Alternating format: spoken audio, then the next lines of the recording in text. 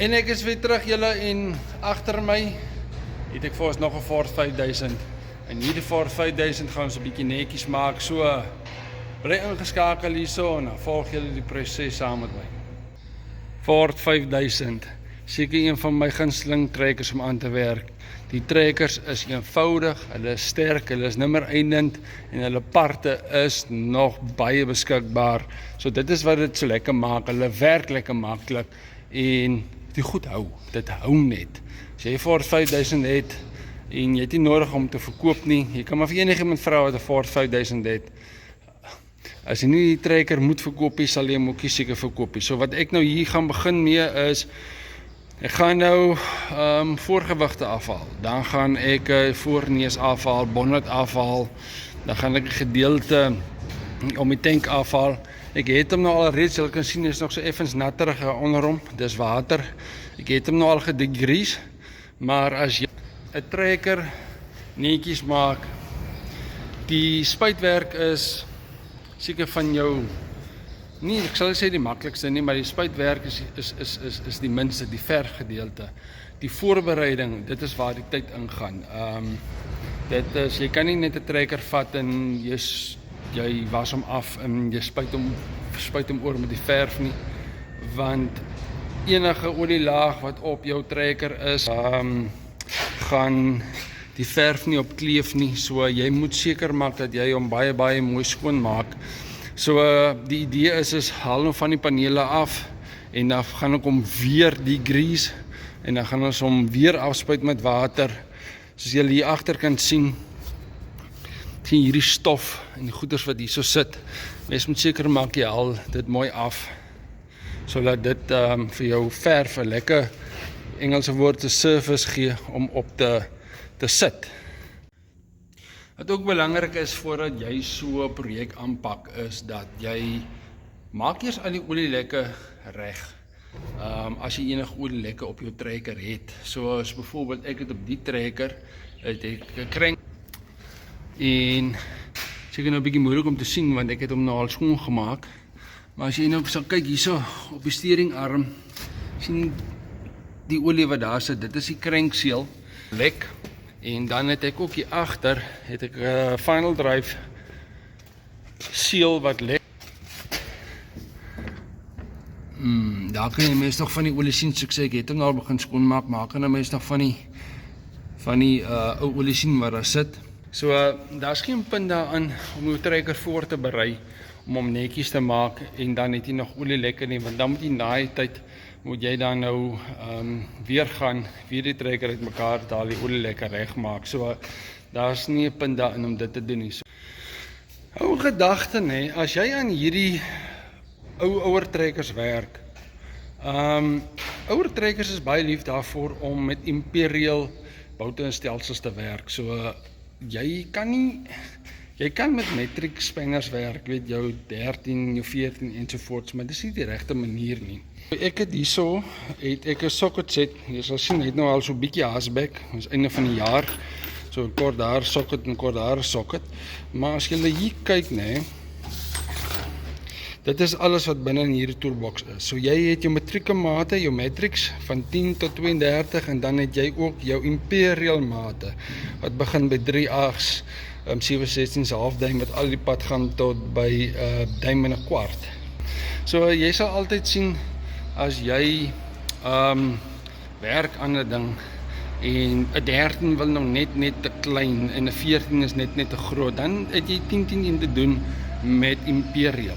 Nou as jy nie weet wat se bout dit is nie, kan jy baie keer op die bout self, kan ook vir jou aanduiding gee van wat se tipe bout dit is en kom ek wys gou vir julle of ek gaan kyk of ek 'n voorbeeld kan kry, dan sal ek vir julle wys hoe ek die verskil sien tussen 'n metric en 'n Imperial bout aan die agterkant van die bout self. So as jy nou kyk wild, jy sal sien dit is twee verskillende groottes, maar albei agter het 8.8 wat daarop staan. Nou 8.8 is basies jou breekkrag, dit is so sterk, so jy kry 4.8, 8.8 en dan is dit 10.2 as ek nou reg is.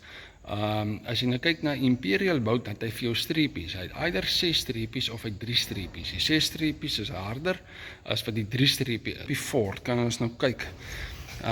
Hierso waar hierdie external pomke opkom. Jy sien hierdie bout, nee, hulle lyk nou net 'n bietjie anderster, maar dit is hoe jy hom aandui. Sien jy, hy het daar so 6 streepies, en dan kyk jy nou soos na die ene. Die ene is 3 streepies, daar soos 1, 2 en daar is die derde ene. Dit is hoe jy die verskil sien tussen of dit 'n metric of imperial bout is. Dan weet jy sommer wat jy moet gebruik. Moet jy jou metrieke mate gebruik of moet jy jou imperial mate gebruik? So, dis hoe hy nou op die oomblik lyk. Om hom tot op hierdie stadium te kry het vir my minder as 'n halfuur gevat. Ek het letterlik net die voorgewigte afgehaal. Dan jou bonnet het net 1, 2, 3, 4 boutjies wat jy losmaak en jy trek die exhaust uit. Dan kom hy af. En dan jou voorneus wat hier staan, het hier aan die onderkant het jy net daar 2 boute en aan hierdie kant 2 boute en dan moet jy net hierdie air intake pyp losmaak en 'n paar drade, dan kan jy hom ook aftrek. So waarmee ek nou besig is ek wil graag hierdie dop afhaal. Nou om hierdie dop af te haal, moet jy ongelukkig die stuurwiel afhaal. Nou dit is nou wat ek vir julle wil wys hierso. Jou stuurwiel het gewoonlik 'n doppie hierbo oor. Dit is baie belangrik dat hy doppie heel bly. Andersins roes hy. Die ene wat hier op was het so 'n stuk in 'n merkie in en vog het ingekom. Nou om 'n stuurwiel af te kry is altyd 'n groot issue want jy kan poelers op hom sit. Jy kan vir jou poelers maak om hierdie ding af te trek, maar hulle roes baie vas hierso. En wanneer jy hom probeer losmaak, draai altyd jou net terug. Want gewoonlik is hy sit vas dat hy bars en wanneer hy loskom en jy het die amoer op nie, dan slat hy jou in die gesig. So dit is wat ons nou moet try doen, is om hom te try loskry hierso. Ek gaan nou kyk hoe vas hy sit. Ek sit gewoonlik my bene ook hier onder en dan trek ek op hom. Terwyl ek hom lig 'n stuk hier met 'n hamer, dit is ook een manier, maar 'n poeler is die beste, maar jy moet vir jou 'n poeler maak en ek moet nog seker vir my ook een maak wat jy kan vasklemp om hierdie 3 spalke waar jy hom in die middel kan trek. My stuurwiel is af, hy het actually relatief maklik afgekom, ek het eers nodig gehad om warm te maak of enigiets sien. Nou gaan ons die clusters soos wat ons dit noem uittrek. So ek gesien hierso is my stuurwiel. Nou jou Ford clusters, het julle so 'n bietjie inligting gee oor hulle. Om hulle uit te haal is baie maklik. 4 skroefies en jy trek die hele ding uit. Ek het hom al klaar losgemaak.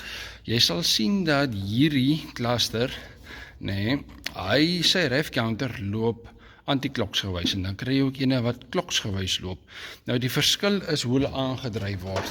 Die Ford 5000 het oorspronklik uitgekom met 'n generator en nie 'n alternator nie. So as jy 'n generator op jou trekker gehad het, dan jou ref counter van hier agteraf aangedryf.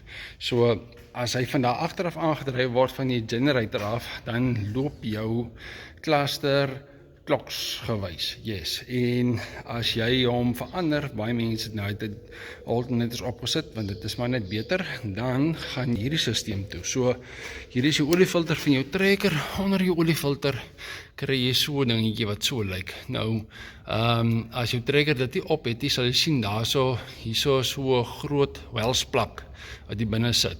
Jy kap hy welsplak uit, jy koop vir jou hierdie adaptertjie en jy koop vir jou die kabel. En as jy dit doen, dan moet jy net vir jou klok kry wat dan nou anti-kloksgewys loop. So dit is nou maar die verskil tussen die twee. Nou gaan ons hom, ek het hom klaar losgemaak. Ek het al my drade wat hier is, het ek nou gemerk. Nie en ek regtig nodig om hulle te merk. Jy kan baie vinnig uitfigure waar wat kom. Ek het hom net gedoen omdat dit makliker die proses gaan vinniger maak. So ek gaan hulle maar net uitplak. Hierdie is jou backlights. Dit kom maar enig saak waar hulle opkom nie.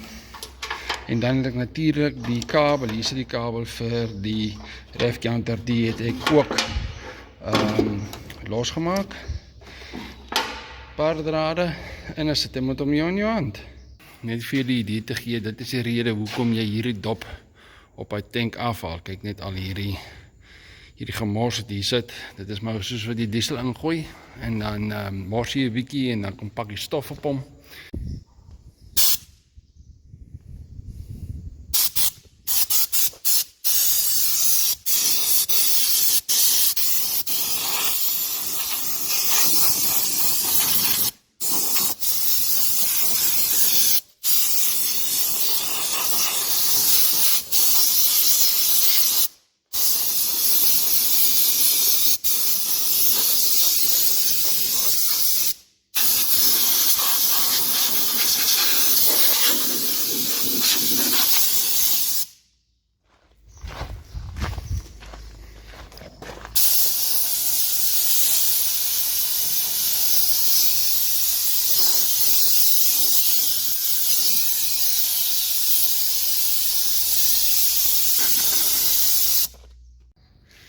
So, op die einde van die warm dag, voortrekker se baadjie het ek heeltemal uitgetrek.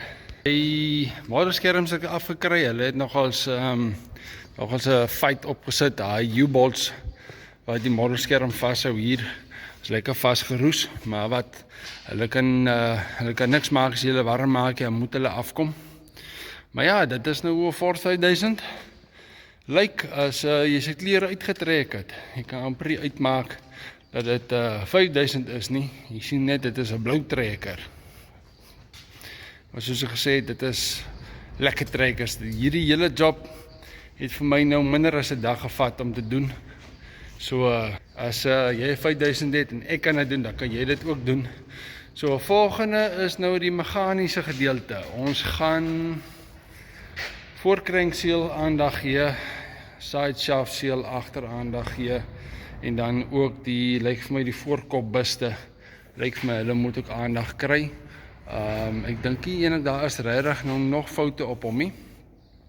Ons moet so 'n bietjie in die klatstelle te gevoel, en dan die stap-eksels of die stapdeksels, jy man praat, jy kan nou sien jou stap-eksel hiervoor, sien jy hoe sy nou hier opgelig, daai spasie is vir my te veel, en hier onder is vir my te diep. Ek dink hierdie thrust bearings wat hier so sit, ek kan nie of hy thrust bearings sulke thrustplaatjies het nie, maar ek dink hulle het gegaan. So ja, en saam met dit sal ons natuurlik mos nou kyk hoe lyk die voorwiel, bearings en alle lekker dinge. So ja, dit is alles wat nou nog gaan kom. So, as jy van hierdie klas video's like die video, stuur hom 'n bietjie aan, en dan kan julle volg hoe ek hierdie trekker weer mooi maak. Nou maar toe, lekker dag, bye.